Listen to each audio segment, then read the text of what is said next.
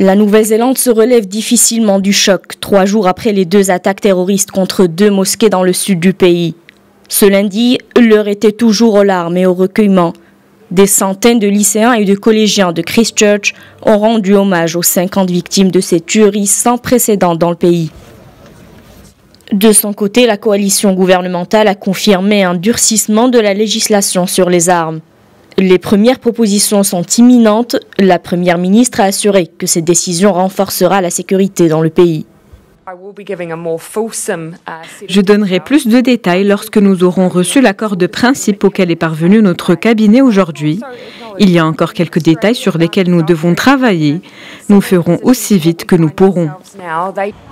A rappelé que la Nouvelle-Zélande avait déjà renforcé la législation sur les armes dans les années 90. Cependant, les lois sur la détention d'armes à feu sont restées assez permissives. Des armes obtenues après quelques clics sur des sites internet, ce sont elles qui ont permis aux suspects de commettre l'attentat de Christchurch. Pour sa part, le principal armurier a reconnu avoir vendu des armes aux tireurs des mosquées, mais a déclaré ne ressentir aucune culpabilité. Nous n'avons rien décelé d'extraordinaire quant à ce détenteur de permis de port d'armes.